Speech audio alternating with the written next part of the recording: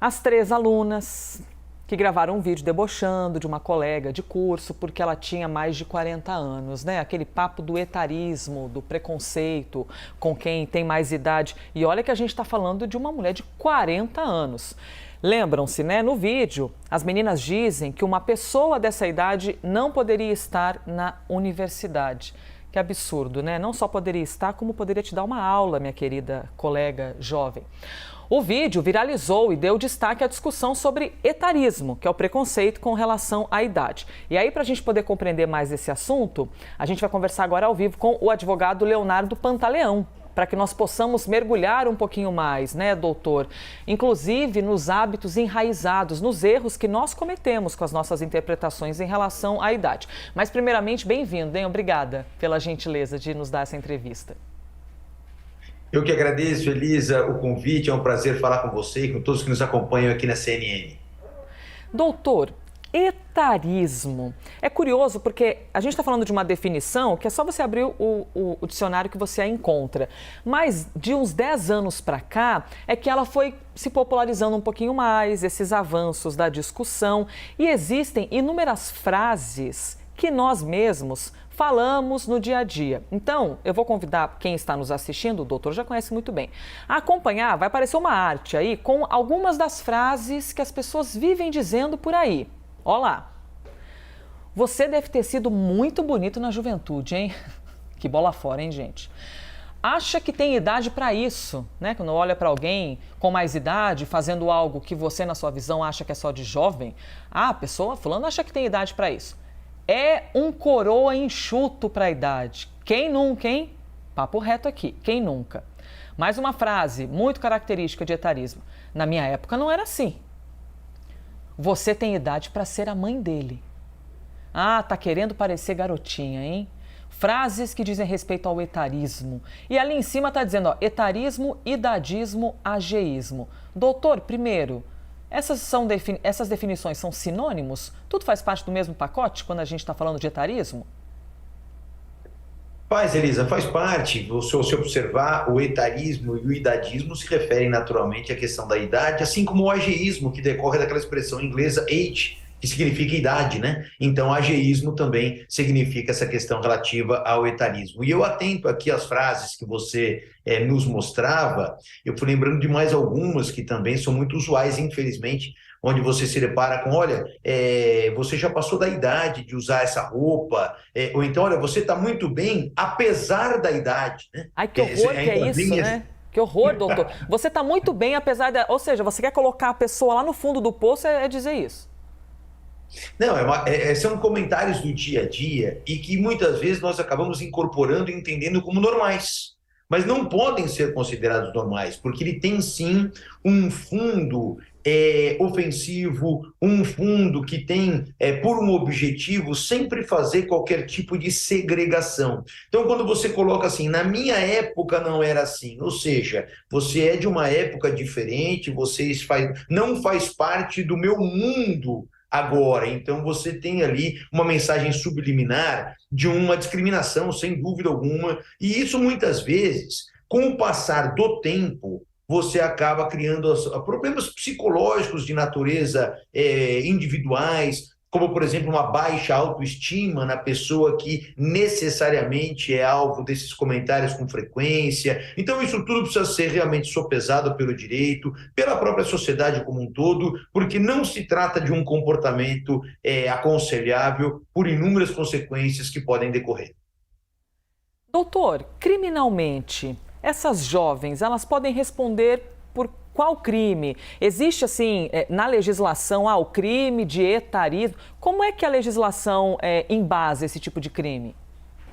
Não, o crime de etarismo, com essa grafia, com essa denominação, não existe. Mas esse comportamento que reflete o etarismo, ele pode se encaixar perfeitamente num crime de injúria, que é um crime contra a honra da pessoa que é destinatária daquele comentário, que é o alvo daquele comentário. Porque o crime de injúria, ele nada mais é do que o agente criminoso, através de qualquer forma, atingir a dignidade e o decoro da pessoa alvo do comentário. Então, quando com esse comportamento você atinge a autoestima daquela pessoa, fazendo com que ela se sinta mal, desconfortável em razão desse comentário, em outras palavras, quando a gente atinge a honra subjetiva da vítima, fica caracterizado o crime de injúria, e isso, sem dúvida alguma, pode gerar reflexos na esfera penal.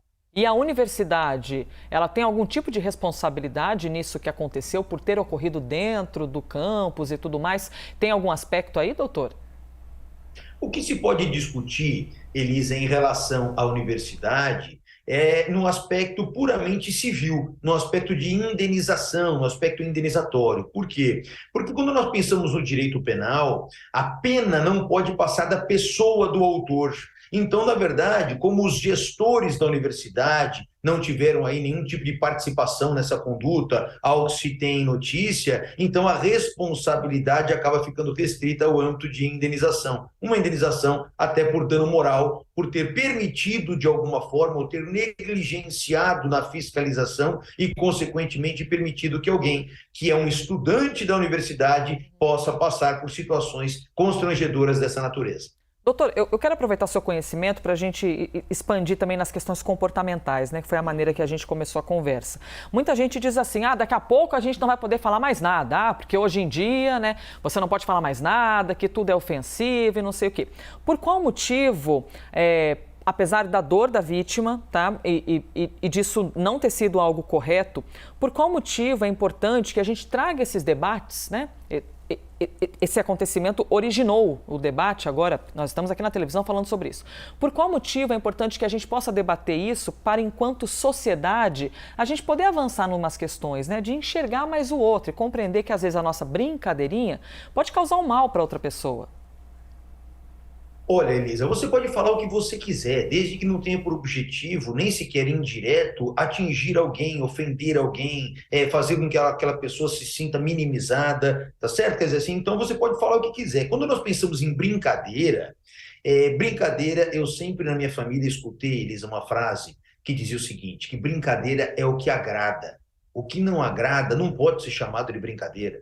Aquilo que você fala no intuito de desagradar alguém, de aborrecer alguém, de trazer àquela pessoa um sentimento de tristeza, de incômodo, de desconforto, isso não pode ser chamado de brincadeira. Então, por outro lado, é claro, existem alguns eventuais exageros na sociedade, ninguém pode falar mais nada, a gente escuta muito isso, mas é importante que as pessoas também tenham esse freio comportamental de saber, eu posso falar o que eu quiser, desde que não seja com a finalidade precípua de ofender alguém. Doutor, e nós estamos vivendo uma condição na sociedade que cada vez mais essa faixa etária mais experiente, né, ela está aumentando na sociedade. Inclusive, a gente tem visto muitas discussões públicas, por parte até do Poder Legislativo, governo federal, ONGs, instituições, de como a gente oferecer uma melhor qualidade de vida, porque nós estamos vivendo mais, mas não basta viver mais, a gente tem que ter qualidade de vida. Então, de que maneira o senhor observa a importância da gente se conectar mais com essas questões comportamentais e da gente conseguir oferecer mais qualidade de vida para essa faixa etária, inclusive que a legislação passe a embasar mais coisas que protegem os cidadãos brasileiros mais experientes? Olha, Elisa, é triste a gente pensar sobre o seguinte aspecto, né?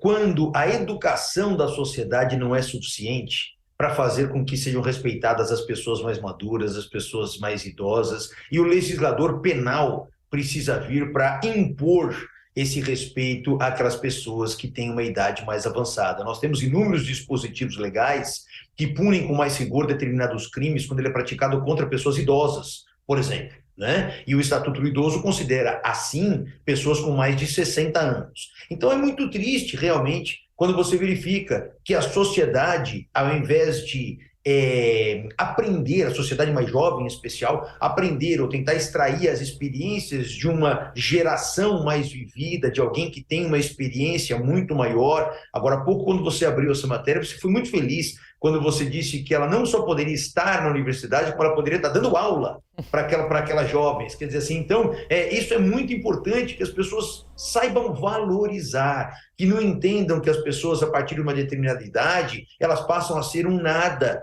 na sociedade, que elas não servem mais para nada, que elas não prestam mais para nenhum tipo de utilidade. E aí me faz uma referência aqui, Elisa, que o etarismo ele se manifesta em inúmeras situações. Nós demos exemplo aqui dentro do mundo acadêmico, dentro do mundo estudantil, mas o etarismo também se reflete no mundo corporativo, também se reflete no mundo familiar, ele se reflete em inúmeras frentes que, na verdade, passa como se fosse algo natural, mas que nós não podemos entender dessa forma. Doutor, qual é a diferença entre etarismo e bullying, por exemplo? Ou o etarismo é uma espécie de bullying? É exatamente isso. O bullying é o gênero, né? É o gênero do qual o etarismo é espécie. Na medida em que você, por qualquer circunstância, você acaba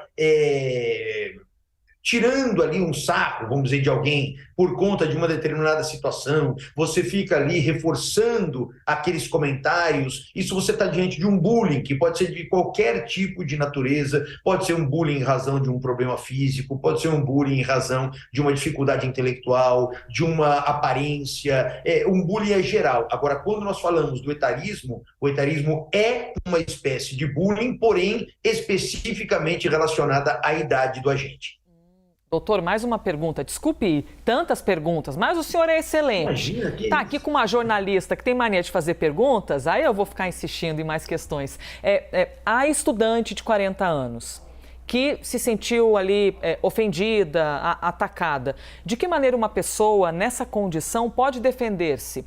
Se ela quiser levar adiante, ou alguém que está assistindo aqui, que de repente sofre isso dentro do ambiente de trabalho, recebeu alguma ofensa, qual é a diferença, sei lá, isso acaba se emplacando em assédio num ambiente de trabalho? De que maneira a pessoa pode levar adiante? Como é que vai prestar uma denúncia? Qual que é o caminho jurídico para isso?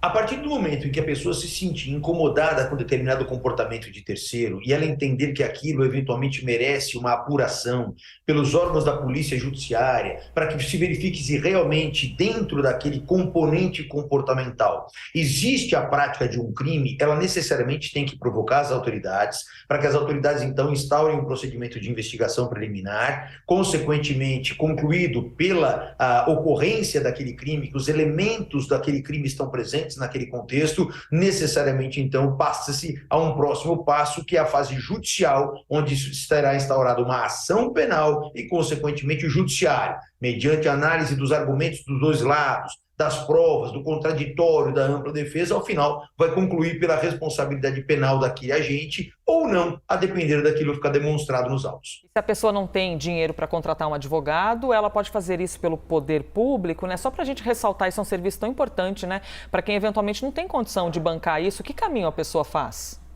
Não tenha dúvida. Hoje o Poder Público oferece a Defensoria Pública, né, que são advogados extremamente capacitados, que atuam com grande empenho no interesse das pessoas que não tenham condições de contratar um advogado particular. Então, o Estado provê também esse recurso para que ela não seja alijada da perspectiva de fazer valer os seus direitos. Muito bem. Agora, doutor, eu vou lhe liberar para tomar um cafezinho neste sabadão de manhã, dia de descanso. O senhor está aqui no serviço na CNN, respondendo tantas perguntas. Obrigada, hein, pela gentileza. Conversamos com o Leonardo Pantaleão, que é advogado criminalista. Obrigada, de verdade, pela gentileza. Eu que agradeço, Elisa. Foi um prazer e até uma próxima oportunidade.